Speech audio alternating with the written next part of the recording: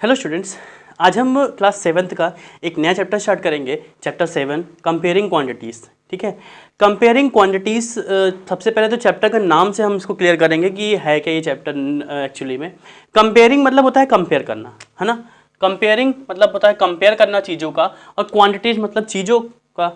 Compare मतलब होता है कंपेयर करना चीज़ों का। कैसे कंपेयर करते हो आप दो चीज़ों को, है ना। ये छोटा है ये बड़ा है, या कितना छोटा है कितना बड़ा है ना। हाफ है या 1/4 है, क्या है, मतलब आप ओवरऑल उसको कंपेयर करते हो क्वांटिटीज़ को। तो इस चैप्टर में जो बेसिकली है वो आप रेशियो एंड प्रोपोर्शनलिटी के ऊपर क्वेश्चंस लगाओगे। कंपेयर करने के लिए हम रेशियो का यूज़ करते हैं कि कोई ऑब्जेक्ट है। सपोज मैंने आपसे कहा कि एक मिठाई है, मान लीजिए 250 ग्राम का, एक डिब्बे में 250 ग्राम मिठाई है और दूसरे में 1 kg मिठाई है। दैट मीन्स 1000 ग्राम मिठाई है। 1 kg इज इक्वल टू 1000 ग्राम। तो एक डिब्बे में 250 ग्राम मिठाई है और दूसरे डिब्बे में 1000 ग्राम मिठाई है। तो अब दोनों का रेशियो कितना होगा, या दोनों को कंपेयर करिए। तो कंपेयर करने के लिए कहेगा तो सिंपल सी बात है, आप उनका क्या निकालोगे, रेशियो निकालोगे। दैट मीन्स 250 ग्राम के अपॉन में क्या रखोगे, 1000 ग्राम रख दोगे। इसको सॉल्व कर दोगे, काट दोगे, जो भी सिंप्लीफाई करोगे, और जो भी आएगा वो क्या आएगा, रेशियो आ जाएगा या कंपेरिजन आ जाएगा 1/4। तो 1/4 कहने का मतलब ये है कि जो 250 ग्राम है वो 1000 का 1/4 है। कंपेयर करके आप बता सकते हो कि 250 ग्राम जो है वो 1000 का 1/4 है। 1/4 पार्ट मतलब 4 हिस्से का एक हिस्सा है। सिंपल सी बात है ना। तो कंपेयर करने के लिए हम रेशियो निकालेंगे। अब एक्सरसाइज के क्वेश्चन को कुछ करेंगे, और रेशियो में कुछ बताने वाला नहीं ज़्यादा कुछ, है ना। रेशियोज आप इससे पहले भी पढ़ चुके हो चीज़ों को, P/Q के फॉर्म में रिप्रेजेंट करना। तो अभी हम क्वेश्चन करेंगे तो आपको ज़्यादा क्लियर हो जाएगा। देखिए, सबसे पहले तो रेशियो आपको निकालना है। पहला क्वेश्चन लिखा हुआ है, write the following as rational in the simplest form. Ratio in the simplest form में लिखना है। तो 6 डेज का रेशियो निकालना है 2 वीक्स से। सबसे पहले ये जरूर ध्यान रखिएगा कि उनकी जो यूनिट्स होते हैं वो इक्वल होने चाहिए, है ना। यूनिट्स मतलब जैसे यहाँ डेज है, यहाँ वीक्स है, तो आप डेज का रेशियो कभी वीक से नहीं निकाल सकते हो। तो आपको निकालना क्या है, रेशियो 6 डेज का 2 वीक्स से रेशियो निकालना है। 2 वीक्स लिखा ना, तो दैट मीन्स अपॉन में 2 वीक्स हो जाएगा। लेकिन ये दोनों सेम होना चाहिए। तो ये 6 डेज है। 2 वीक्स में कितने डेज होते हैं, 14 डेज होते हैं भाई। 1 वीक्स में 7 डेज, तो 2 वीक्स में 14 डेज हो जाएंगे। That means 6/14। इसको जब सिंप्लीफाई करेंगे तो 2 3 जा 6 एंड 2 7 जा 14। दैट मीन्स कितना आ गया, 3/7 आ गया। ये आपने रेशियो निकाल दिया। ऐसे 40 मिनट का रेशियो निकाला है 1 होल 1/2 आवर। तो सबसे पहले तो 1 होल 1/2 आवर जो होता है वो क्या होता है, 2 1 जा 2 1 3 3/2 आवर होता है ना। 3 इसको मिक्स फ्रैक्शन को फ्रैक्शन में कन्वर्ट करना आप लोगों को सिखाया गया है कि 2 1 जा 2 और +1 3/2 आवर हो गया। अब आवर को मिनट में कन्वर्ट करने के लिए 60 से इंटू करते हैं। मैंने 60 से इंटू कर दिया, सॉल्व किया। 2 30 जा 60 होता है, और 30 × 3 कितना हो जाएगा, 90 minute. That means 1 whole 1/2 hour में 90 मिनट्स होते हैं। अब आपको इसका मतलब 90 मिनट का इसका रेशियो निकालना है। तो 40/90 कर दिया, 0 से 0 कैंसिल आउट हो गया, क्या आ गया, 4/9 आ गया रेशियो। यूनिट्स जरूर ध्यान रखिएगा कि सेम होने चाहिए बस। ठीक है, 75 पैसे और ये 1 रुपीज़। फिर देखिए यूनिट अलग अलग है। तो 75 पैसे हो गया, और 1 रुपीज़ में कितने पैसे होते हैं, 100 पैसे होते हैं। इसको जब कैंसिल करेंगे 25 से, तो 25 3 जा और 25 4 जा, तो 3/4 इसका रेशियो आ जाएगा, है ना। अब इसके पहले वाले के रिमेन पार्ट आप लोग करिएगा। लिखा हुआ है 8 मंथ एंड 3 ईयर। तो 3 ईयर में कितने मंथ हो जाएंगे, 36 मंथ हो जाएंगे, है ना। सिंपल सी बात है, 8 मंथ अपॉन 36 मंथ, 48 सेकेंड और 4 मिनट। तो 4 मिनट को सेकंड में कन्वर्ट कर लीजिएगा 60 से इंटू करके। ठीक है, तो आप कर ले जाओगे। ठीक है, अगला जो है, अगले क्वेश्चन में थोड़ा करेक्शन भी है, एक चीज़ ध्यान रखिएगा। मैं आपको करेक्शन दिखा देता हूँ क्या है। लिखा हुआ है, mister Verma earns ₹2500। Mister Verma जो है वो 2500 रुपीज़ अर्न करते हैं। ठीक है, और स्पेंड करते हैं 2000 on fruit and vegetables. Fruit and vegetables पर वो 2000 रुपीज़ अर्न करते हैं। अब सोचिएगा, मिस्टर वर्मा 2500 रुपीज़ अर्न करते हैं, इसमें से 2000 इन्होंने क्या कर दिया, फ्रूट और वेजिटेबल में खर्चा कर दिया। तो बचेगा कितना इनके पास, केवल 500 रुपीज़ बचना चाहिए। इसके अकॉर्डिंग केवल 500 रुपीज़ बचना चाहिए। तो चलो 500 रुपीज़ बच गया। अब आगे वो कह रहा है कि ₹5000 ऑन ग्रॉसरी आइटम। तो आप खुद सोचिए कि अगर मिस्टर वर्मा की इनकम 2500 रुपीज़ है, और उसमें से 2000 रुपये वो सब्जी और फ्रूट में खर्चा कर दे रहे हैं, तो 500 ही तो बचा। तो वो 5000 रुपये कैसे खर्चा कर देंगे। दैट मीन्स यहाँ पर आता है क्वेश्चन में करेक्शन की बारी। तो मैंने करेक्शन में यहाँ पे क्या कर दिया है, 25,000 कर दिया है कि मिस्टर वर्मा की सैलरी कितनी है, 25,000 है, ना कि 2500। ठीक है, एक जीरो बढ़ा लीजिएगा। तब अब सही है क्वेश्चन। अब क्या हो जाएगा, फ्रूट और वेजिटेबल में कितने रुपए खर्चा करते हैं 2000, और ग्रोसरी में कितना खर्चा करते हैं वो 5000 रुपीज़। अब रेशियो किसका निकालना है, ratio of amount spend on fruit and vegetable to the salary. Salary का रेशियो निकालना है, मतलब फ्रूट एंड वेजिटेबल का रेशियो सैलरी से निकालना है। तो ऊपर फ्रूट और वेजिटेबल कितने का लेते हैं वो 2000 का लेते हैं, नीचे सैलरी कितना है 25,000, 0 0 0 सारे कैंसिल हो गए, कितना बचा 2/25, ये आ गया आपका रेशियो। फ्रूट वेजिटेबल का रेशियो सैलरी से निकालना था, हो गया। अगला क्या है, ratios of grocery to the salary. Grocery का सैलरी से रेशियो निकालना है, तो ग्रोसरी कितने का था 5000 का था, है ना, ग्रोसरी जो था वो 5000 का था, 0 0 कट गया, 5 1 जा 5, 5 5 जा 25, तो कितना आ गया 1/5, इसका आ गया रेशियो। अगला है थर्ड क्वेश्चन, ध्यान से देखिएगा, लिखा हुआ है एप्पल कॉस्ट ₹150 पर केजी। एप्पल का कॉस्ट 1 केजी का लिखा है 150 रुपीज़, और ग्रेप्स का कॉस्ट लिखा हुआ है 30 रुपीज़ पर 250 ग्राम। ये जरूर ध्यान दीजिएगा कि एप्पल का कॉस्ट 1 केजी का दिया हुआ है, लेकिन ग्रेप्स का कॉस्ट 1 केजी का नहीं दिया हुआ है, 250 ग्राम का दिया हुआ है कॉस्ट। उसने 250 ग्राम का कॉस्ट दे दिया है 30 रुपीज़। तो सबसे पहले तो मैंने आपसे बताया था यूनिट जरूर ध्यान देना पड़ेगा। ये 1 केजी का कॉस्ट है, ये 250 ग्राम का कॉस्ट है, तो दोनों को 1 केजी का कॉस्ट पता होना चाहिए, है ना। ये तो दोनों का 250 ग्राम का कॉस्ट पता हो, तो एक काम करते हैं 250 ग्राम को केजी में कन्वर्ट करेंगे, किससे इंटू करेंगे 250 250 250 250।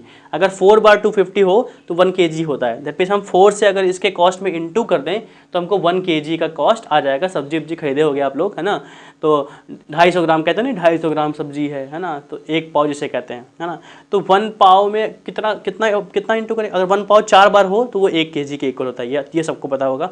तो अगर हम 30 में 4 से इंटू कर दें तो ये 1 केजी का कॉस्ट आ जाएगा। तो देखो ये 1 केजी ग्रेप्स का कॉस्ट 120 है और 1 केजी एप्पल कॉस्ट इतना है। अब रेशियो जिसका निकालना है निकाल सकते हैं। उसने कहा रेशियो निकालना है apple to the grapes. Apple का ग्रेप्स से रेशियो निकालना, दैट मीन्स ऊपर एप्पल होगा नीचे ग्रेप्स होगा, पहले जो रहेगा वो ऊपर रहेगा, ध्यान रखिएगा। तो 0 से 0 कैंसिल हो गया, और 3 से 3 5 जा 3 4 जा, कितना आ गया 5/4। रेशियो कितना आ गया 5/4। होप्स आपको समझ में आया होगा। रेशियो निकालना बहुत ज़्यादा टफ नहीं, बहुत आसान है, ठीक है। चलिए अगला क्वेश्चन जो है उसको देखते हैं और सॉल्व करते हैं, टाइम नहीं वेस्ट करते हैं, ठीक है। हाँ, सो नेक्स्ट क्वेश्चन देखते हैं। क्वेश्चन नंबर 4 मैंने लिया हुआ है। 4th में देखिए लिखा हुआ है सिद्धार्थ वर्किंग टाइम मैंने लिखा है। सबसे पहले क्वेश्चन पढ़ लेते हैं। लिखा हुआ है Siddharth works in office from 9:30 to 5 PM।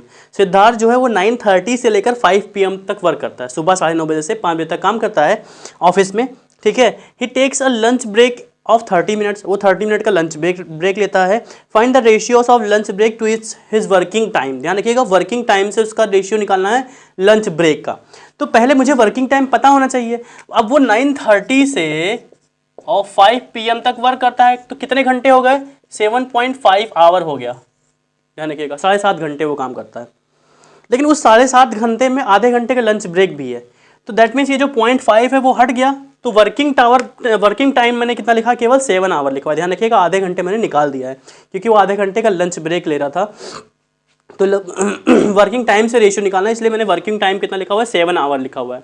अब यहाँ से काउंट कर लीजिएगा, आधे घंटे का टाइम निकाल लीजिएगा, ठीक है। लंच ब्रेक जो है वो 30 मिनट का होता है, तो 30 मिनट का लंच ब्रेक, तो उसे आवर में कन्वर्ट करेंगे। रेशियो निकालने के लिए दोनों को सेम होना चाहिए, ये आवर में है तो ये भी आवर में होना चाहिए। तो ये 0.5 आवर हो गया, आधे घंटे मतलब 0.5 आवर, ठीक है।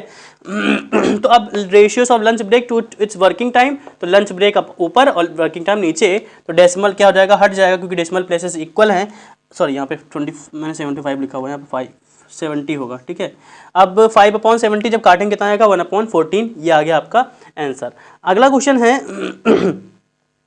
क्वेश्चन नंबर 5 आप लोग कर लीजिए खुद, सेम है उसको आप करिएगा। Right the equivalent ratios of the each of the following. Question number 6 जो है इक्विवेलेंट निकालना है, इसका 3 इक्विवेलेंट नंबर निकालना है। इक्विवेलेंट होता क्या है, देखिए इक्विवेलेंट निकालने के लिए आप अगर किसी भी नंबर का इक्विवेलेंट निकालते हो तो वो इक्विवेलेंट नंबर जो आता है वो पहले वाले नंबर के इक्वल होता है। कैसे, मैं आपको दिखाता हूँ।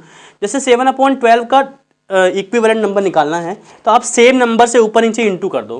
2 से ऊपर नीचे इंटू कर दिया मैंने, तो क्या आ गया 7 2 जा 14 और 12 2 जा 24। अब ये और ये इक्वल है, ध्यान रखिएगा क्यों इक्वल है। अगर मैं इसको भी सॉल्व करूंगा 2 से काटूंगा तो फिर से 7/12 आ जाएगा, ठीक है। तो ये ध्यान रखिएगा, इक्विवेलेंट नंबर जो होते हैं वो गिवन नंबर के इक्वल होते हैं, ठीक है। और इक्विवेलेंट निकालने के लिए आप किसी भी नंबर से ऊपर नीचे इंटू कर सकते हैं, लेकिन सेम नंबर से, ठीक है। तो मैंने 2 से इंटू किया तो ये आ गया, जब 3 से ऊपर नीचे इंटू किया तो ये आ गया, और जब 4 से ऊपर नीचे इंटू किया तो ये आ गया। आप जरूरी नहीं 2, 3, 4 से करो, आप 10 से कर दीजिए, 100 से कर दीजिए, 1000 से कर दीजिए, बस ऊपर नीचे सेम नंबर से करिए, ठीक है। ये आगे इक्विवेलेंट नंबर। इसी तरह आप सारे नंबर को कर लीजिएगा, सब में 2 से पहले इंटू कर लीजिएगा, 3 से कर लीजिएगा, 4 से कर लीजिएगा। तो आपको 3 नंबर निकालना है, तो ये 3 नंबर के आगे इसके इक्विवेलेंट में आ गए हैं। क्वेश्चन नंबर 7 में आपको ये 4 रेशनल नंबर दिए हुए हैं, रेशियो में दिया हुआ था 5:15। क्वेश्चन में रेशियो में है, मैंने इसको अपॉन में कर लिया, ठीक है। तो 5:15, 30:90, 20:80, 70:100। तो हमको इसमें से इक्विवेलेंट नंबर फाइंड करना है। तो देखिए बहुत आसान है। सबसे पहले तो इक्विवेलेंट नंबर निकालने के लिए हमको इसको सिंप्लीफाई करना पड़ेगा। जो सिंप्लीफाई नहीं है उसको सिंप्लीफाई कर देंगे।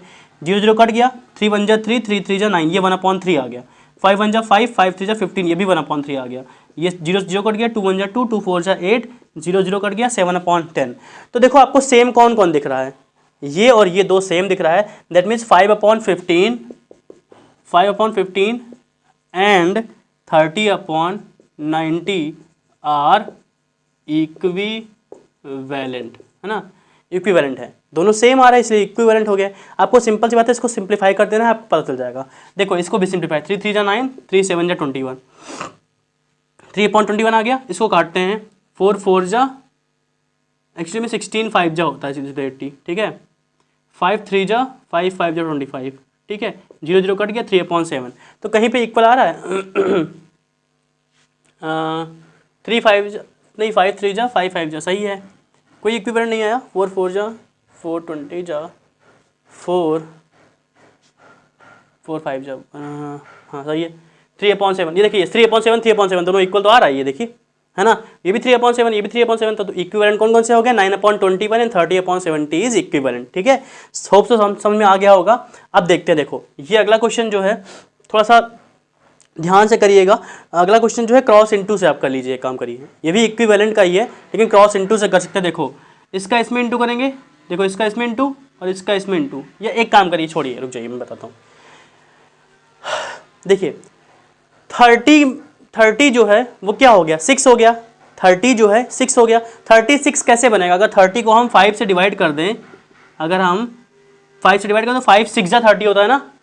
तो एक चीज़ ध्यान रखिएगा, इक्विवेलेंट नंबर में हम जैसे ऊपर नीचे सेम नंबर से इंटू कर सकते हैं, वैसे हम सेम नंबर से डिवाइड भी कर सकते हैं। तो अगर हम 5 से डिवाइड कर रहे हैं 30 को, तो यहाँ पे इसके 6 आ रहा है, इसलिए ऊपर वाले को भी 5 से क्या कर दिया, डिवाइड कर दीजिए। दोनों को 5 से डिवाइड कर दिया सेम नंबर से। जब 5 को 5 से डिवाइड करेंगे कितना आएगा, 1 आएगा। दैट मीन्स क्या आ गया आंसर, बॉक्स जो आ गया वो किसके इक्वल आ गया, 1 के इक्वल आ गया। बॉक्स की वैल्यू कितने के इक्वल आ गई, 1 के इक्वल आ गया। ऐसे देखो यहाँ पर 7 7 जा 49 होता है ना, तो इसमें 7 से इंटू करने पर 49 आ रहा है ना। तो किस नंबर में 7 से इंटू करें 63 हो जाए, है ना। तो कितना जाएगा, 9, है ना। 9 यहाँ पे क्या होना चाहिए, 9 होना चाहिए। 9 7 जा क्या होता है, 63। बॉक्स की वैल्यू कितनी आ गई, 7 आ गया। आपको नहीं समझ में आ रहा है तो यहाँ से कर लीजिए, इधर की राइट साइड से कर लीजिएगा। इसको किससे डिवाइड करके 7 आ जाए, तो 7 से इसको डिवाइड किया तो मुझे 7 से इसको भी डिवाइड करना पड़ेगा। दोनों नंबर को सेम से डिवाइड करेंगे, है ना। तो 7 9 जा कितना होगा, 63। दैट मीन्स यहाँ पे 9 आ गया, ठीक है। तो होप्स आपको समझ में आया होगा। थोड़ा सा वीडियो लंबा हो गया है, लेकिन कोई प्रॉब्लम नहीं है। If you like my teaching so please don't forget to like से सब्सक्राइब। थोड़ा सा कमेंट करिए, रिप्लाई करिए, और प्रॉब्लम हो तो उसको कमेंट में जरूर बताइए, ठीक है। ओके चलिए, थैंक यू सो मच।